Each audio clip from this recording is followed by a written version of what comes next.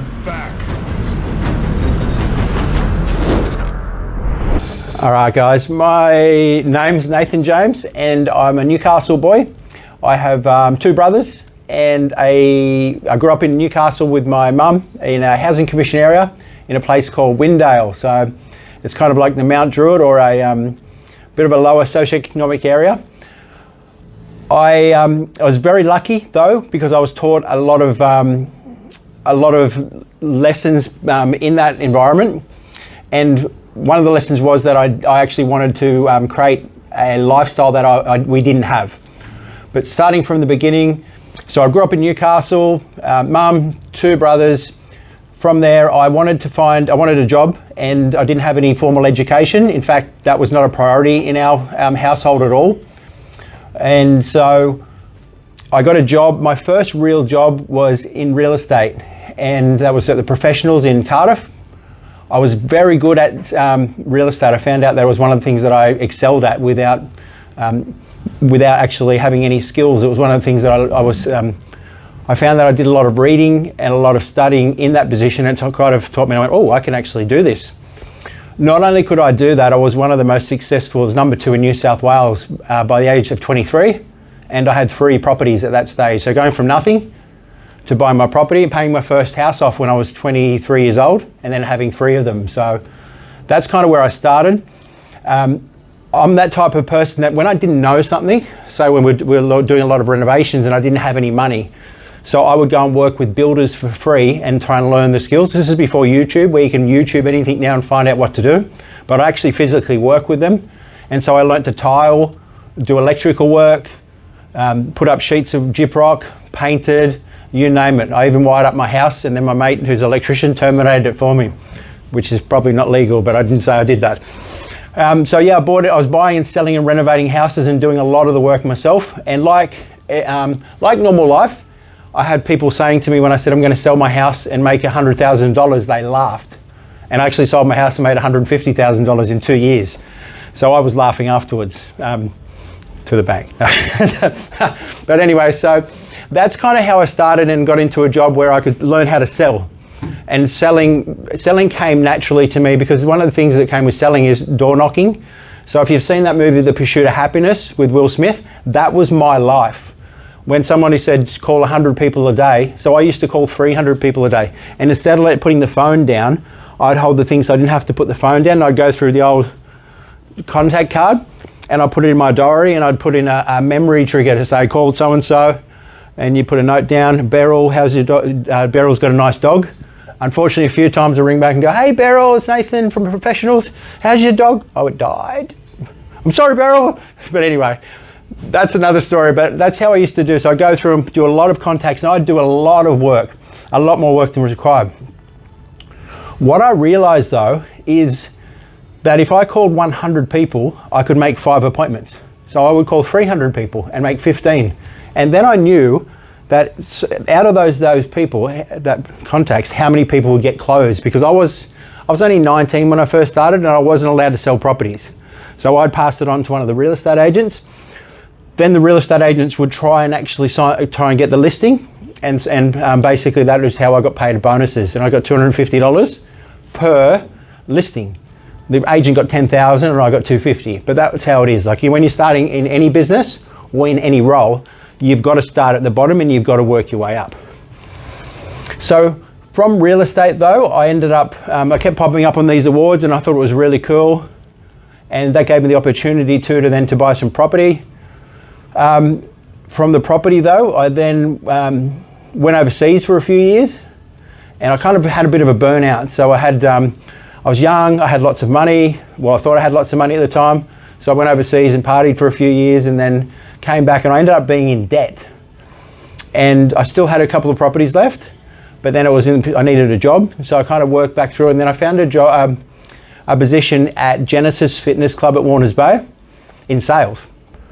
And actually before that, we went for a job at where they sell the garbage bins, where you're actually selling garbage bins to people. So I want to be a garbage bin salesman. That's how successful I was going to be, which is not a bad job, but I needed a job and I went for that one. I actually got rejected for the job, and then I went for a job at Nick Scarley Furniture at Warners Bay, and I got rejected for that as well. So what that taught me though is that that wasn't right for me. And it's funny because the same garbage company were then later on were trying to put me into one of their buildings for a gym that I was opening. That same furniture company, that building came available for me to build the gym in down the track, which is kind of weird how it all works. So it's funny how things all fit together. So anyway, from going into membership sales, and I came back and I basically went through and said, here's my, and me, I'm being a bit like, here are all my awards. So I said to one of the guys, oh yeah, I was number one in real estate, blah, blah, blah. And so the guy that I was in membership sales against, Steve, he actually, he was a personal trainer in that other Genesis gym, which is not far away. And he had a lot of contacts and he had people coming in. So in the first month, he actually beat me in sales. And what he said to me in sales is, he said, how does it feel, superstar, to come number 2? And I said, oh, that's okay, no problem. And from that date, I smashed him by 100 sales every month, every month. Steve still works in that company and he's got a good job. I own my company, but different people, the competition.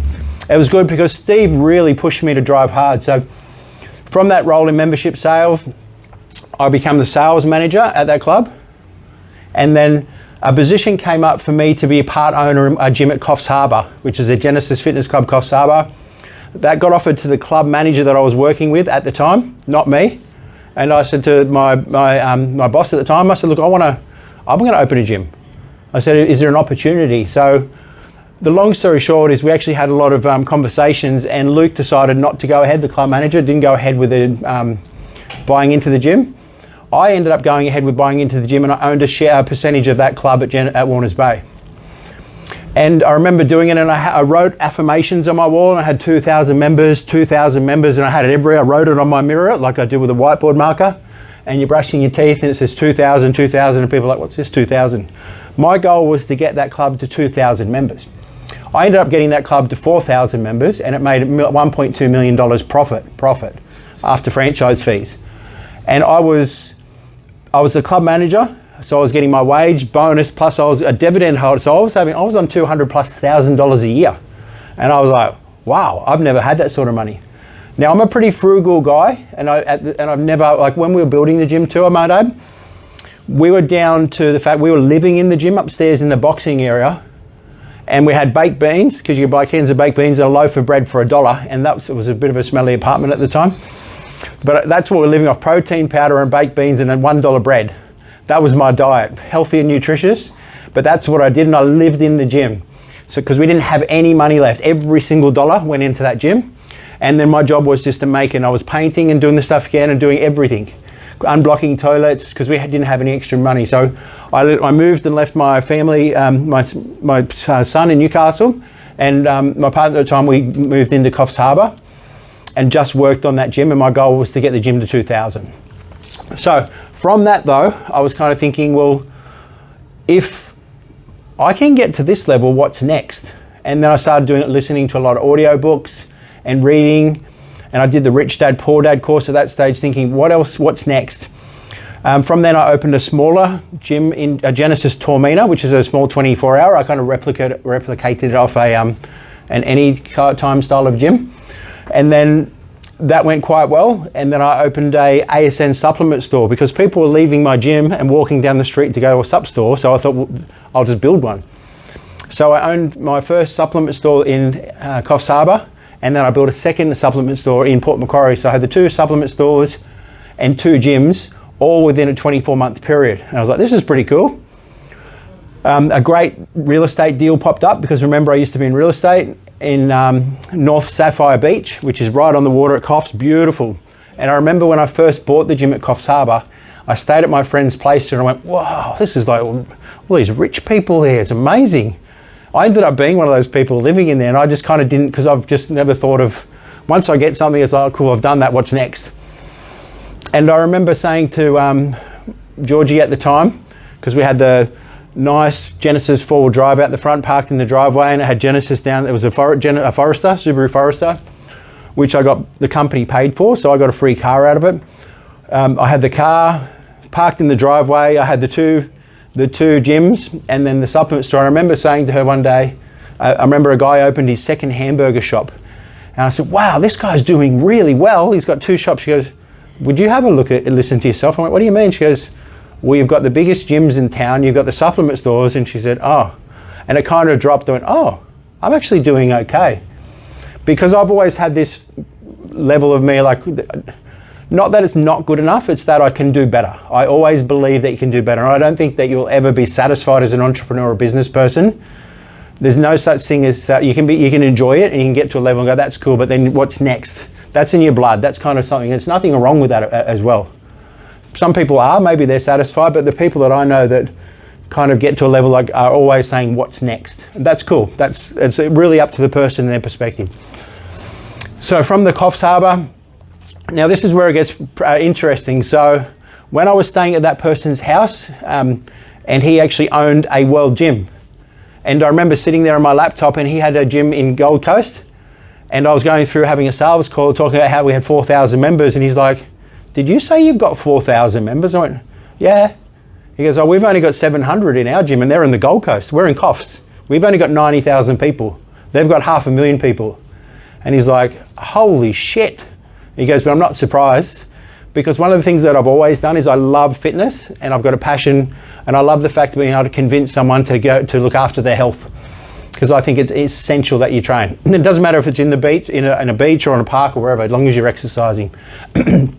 So from his house in Coffs Harbour, he had lined up a meeting with me with one of the guys in World Gym, and at that stage we owned more gyms in the Genesis group anyway.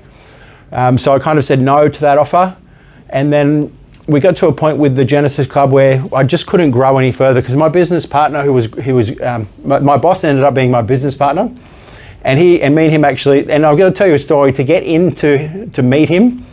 I actually, not only did I get into sales, I was 109 kilos and I heard that he liked road bikes, road racing.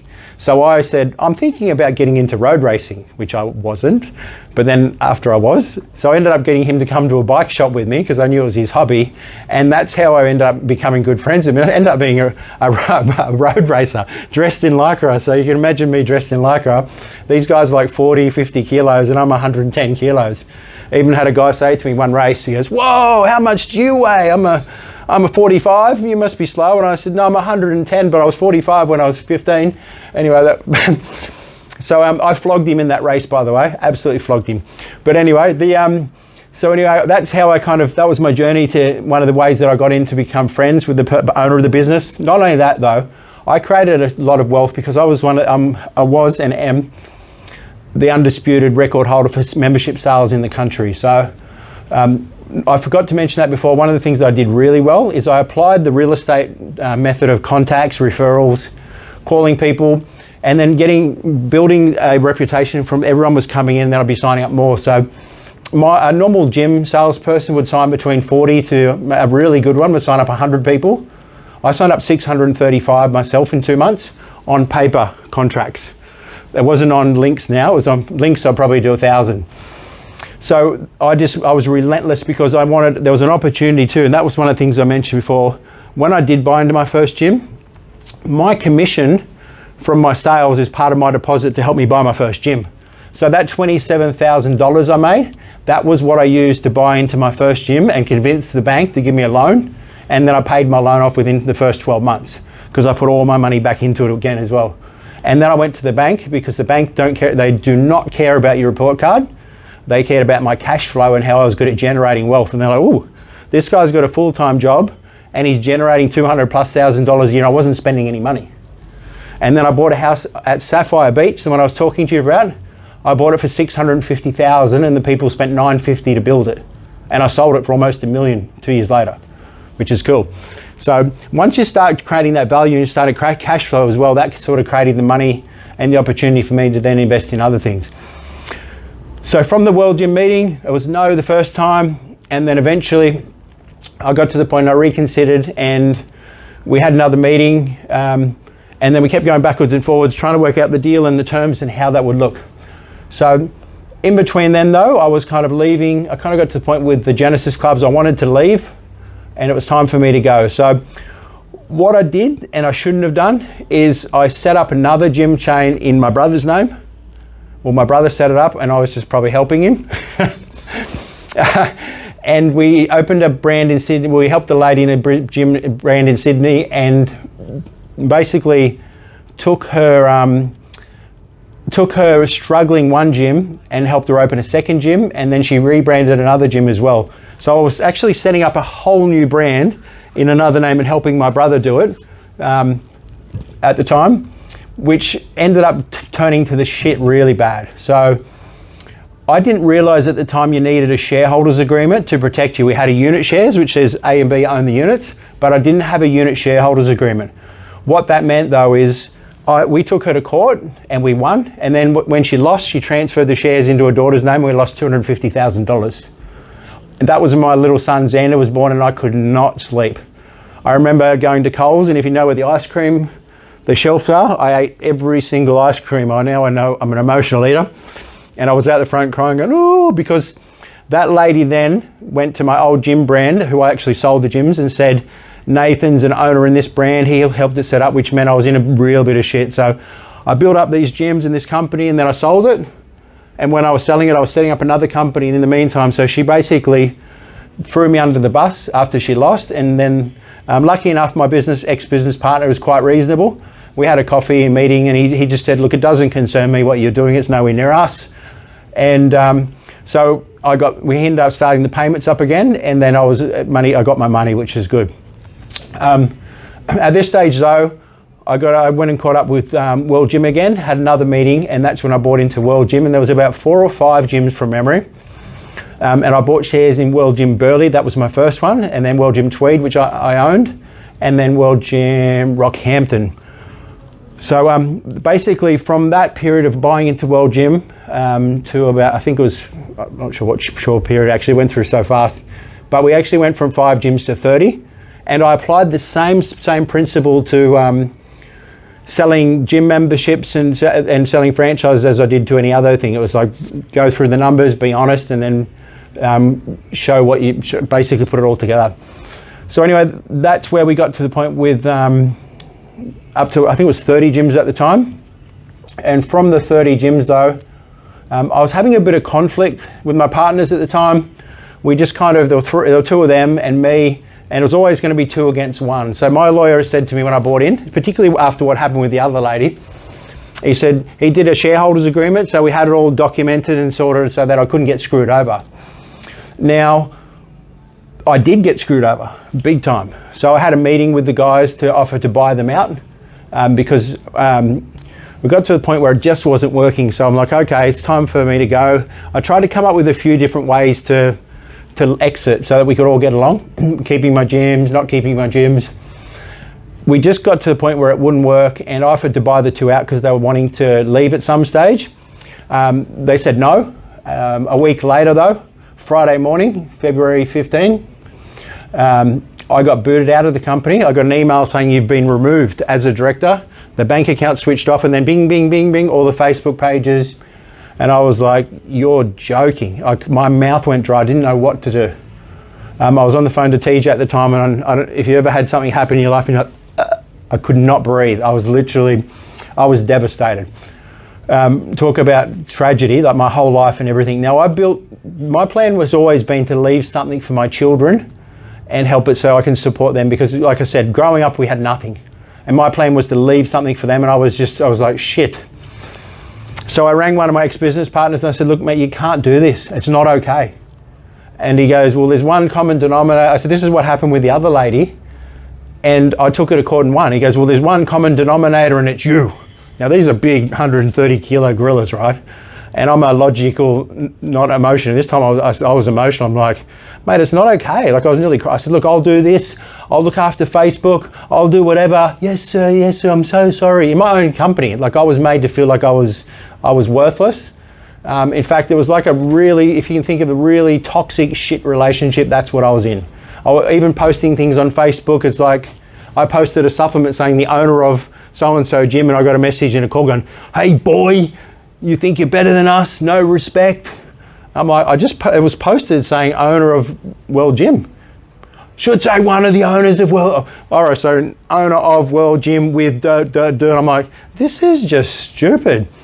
And it's like, boy, and I'm like, what am I, a kid? Anyway, that's the sort of stuff that was going behind the scenes, and there's a hell of a lot more than that I could tell you. But to stay on track, I just had to get out. It just wasn't working. I'm probably I'm a high level, go for it type person. My background sales. These guys are not sales, not completely transparent. It's another word for when you're not being upfront with certain things, where I'm a straight to the point, be honest, tell people how it is, and that's the type of person I was. And that sometimes definitely doesn't align with people that aren't being totally transparent, which was never going to work. But anyway, what I learned from that was a lot of really good, valuable lessons. What I didn't realize though is that from that meeting, we ended up going to, now this is almost 3 years ago this happened. So 3 years ago from that point, I engaged lawyers, and I actually had mediation meetings, and I had my coach come to the meetings, and I came up with 3 different scenarios of what it could look like. We do this, we do that, and try to make it reasonable. I went with an agenda, because I believe if you have an agenda and you control the meeting, you can control the outcome, which is kind of good, because I went there and I said, this is the what we're going to go through. Have a look, read through it. I hope you've had a read before it. What would is there anything that works for you? What do you think? No, nothing works. I'm like, okay, well, let's agree nothing works on there. If there was to be one thing that works on there, what would it be? Because I forgot to mention too, I had a Mercedes-Benz that had world number plates, and I was running a mindset, motivation and money seminar for a charity event, and it got towed away at my gym while I was in the seminar with my son's stuff in it. We had our hotel keys, and that was one of the things I said, oh, can I have my car back? Because I actually added additional money to it and was paying extra for that car, and it got towed away in my seminar. And and then they sold my world number plates to someone, which I bought with my money, and because they were on the car, they took them. So anyway, I'm like, can I have my plates back? Oh yeah, we're going to agree with the plates. I'm like, okay, well, and I thought I was being quite fair, and because I figured, look, you're going to waste a lot of time with lawyers and stuff too, and it's just not worth the effort mentally or the time, because the lawyers generally win in the end. Anyway, so that didn't work, obviously. That didn't work. No matter what offer it was, it could have been, here, take it, I'll give you $1 million. It was emotional. There was no logic in it. It was just highly emotional. It got to the point. And my coach, the reason my coach said this won't work is because I've done things that they can't do faster than they can do. That's the fact. And that's just how it is. But that's life. But I'm on the same team. You'd be like, my other partners like Benny Elias, and they're like, we don't give a shit what you do, just keep winning, because we win. We should be winning together, and that should be the goal. But anyway, we went through mediation, no. Got to the point 3 days before court, in Supreme Court. We ended up going to mediation and negotiated an outcome, which were they pay me X sums of dollars. And I thought, okay, well, hopefully that works. I got paid once, COVID hit, and it's like, we want an extension. I'm like, no, it's not a loan. It's not a loan. I want my cash. The fact that I let you pay me off over 2 years is a gift. I should have got my money and just gone. Anyway, after that happening and then basically they paid me once and then stopped. And then I had 3 gyms left, and my 3 gyms received terminations of their franchise agreement. So every gym's like got totally different systems and lighting, and nothing's unique and nothing's set instruction. So me, Nathan, just happened to get 3 franchise terminations all at the same time. So the conflict that was ongoing was just pointless and wasting our time.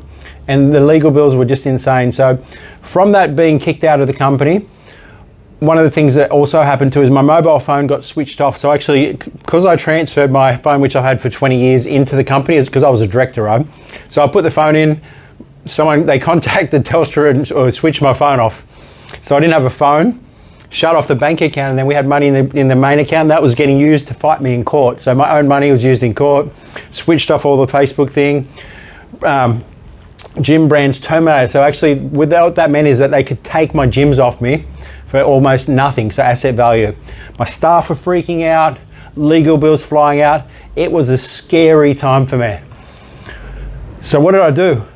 Well, I went and spoke to certain coaches and started to get different advice, and I started to get really clear on what was going on, because one of the things when you start, you don't know what's going on, it's scary. So I started to get clarity by getting good, strong advice from people that I trusted, not your family members who go, oh, they don't know, because they've never been in that sort of legal battle. So I went and spoke to advisors and people that were actually educated in that field. Then I started to get clear of what was actually going on, because you do have the thing going, did I do something wrong? Was it me? And then but that wasn't the case. So after getting a team of lawyers on, going through the mediation, getting them agreeing to pay me on a payment plan, the payments were shut off. And then it was back to that position again. Not only that, they were trying to shut off my lifeline, which were my gyms, and then trying to destroy that, which was really sucked. So got my partners together, which we still own the gyms, and I basically had a whiteboard similar to this room, and I drew on that end of that wall.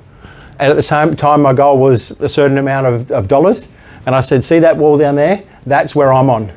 You guys are all here, because my ex-partners were trying to separate my team, just to divide and conquer, and use them all against each other and say, he did this to you and put you in this position. And we had legal bills flying out, and everyone was scared, because that was their lifeline. And a couple of my partners, that was their only gym. So it was natural for them to be scared and worried. So I pulled them all together, and I wrote, like in The Art of War, smoke, over here, fire, and then I wrote facts. And down there I had, at the time, my goal. And I said, that's the board where I'm on. You guys are all here. I said, I want to find out from this meeting today who's with me and who's not, which is okay. And we all agree, though, that let's get the facts.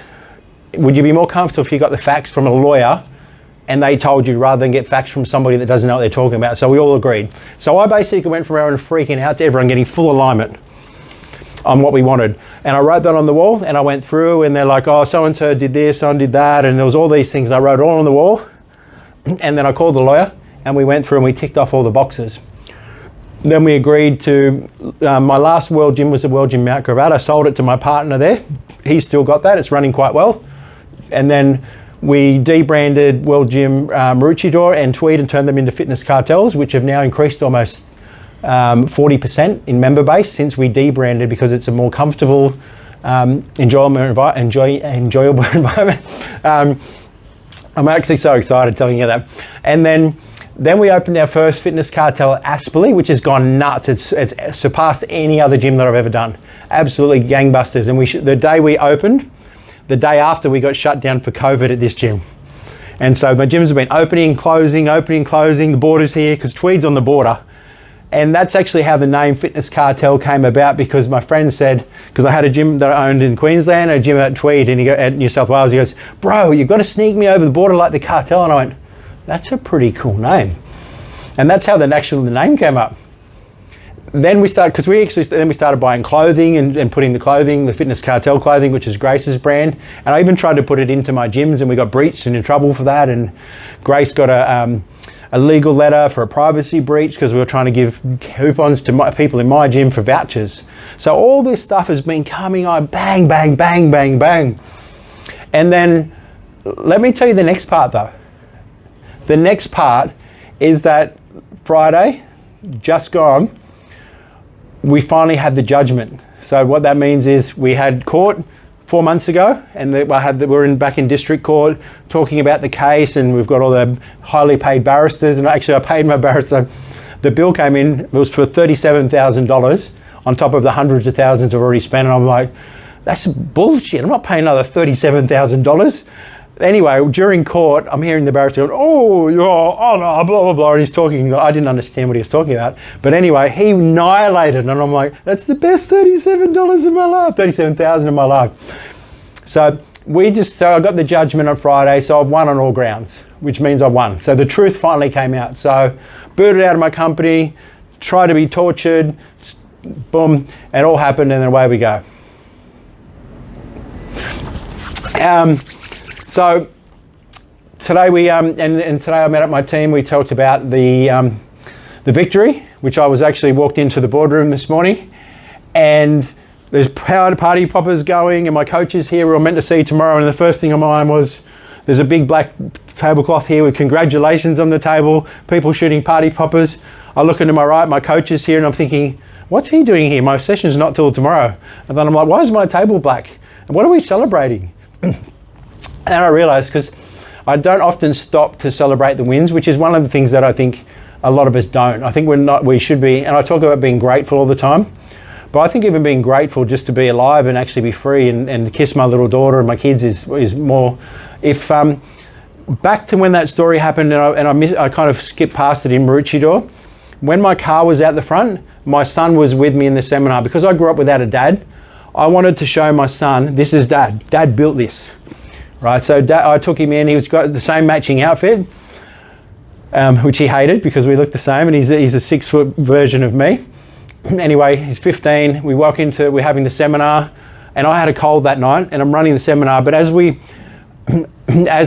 walking out of the seminar, the club manager at the time said, she said, Nathan, she said, I need you to come into my office. And I'm like, what? She said, come into my office and sit down. I actually thought, because my little son Xander, he's one of his friends were in a car fire. So I was like, I'm not sitting down, what's going on? She said, your car's been taken away. And I'm like, oh, it's my car. And it was an expensive car, but then I looked at my son, and this is where I had to be a dad and be like, I'm the leader. I'm the dad, it's my job. So I looked at my son, and he was like, he's devastated. He goes, my basketball's in there, my PlayStation, and the key. And he was like, he was shocked. And I said, Jonathan, I thought something happened to Xander. I said, if you had to choose between your PlayStation and Xander, who would you choose?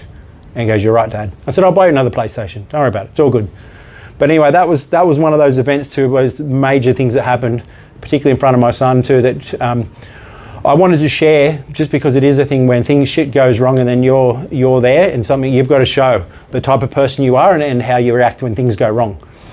But yeah, so now we're in the position with our almost 6, we will be 6 in September, 6 Fitness Cartel Health Clubs, and then by February next year we'll be at 7, 8.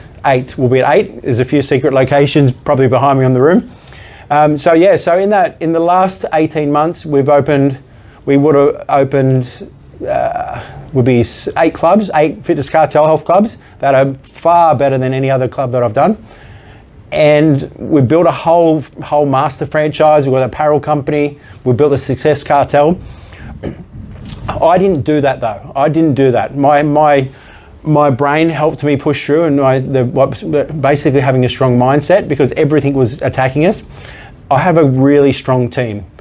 Obviously I need to lead the team, and I've got other leaders in our group, but that's kind of where we all pulled together, and we had many meetings. We put in the room, like we're in called the boardroom, or we like to call it the war room. We've got our special ops team, which are all the heads of the department. We pull them in, and we all get aligned clearly on what the goal is. And that's one of the things why we will, and we are going to smash it.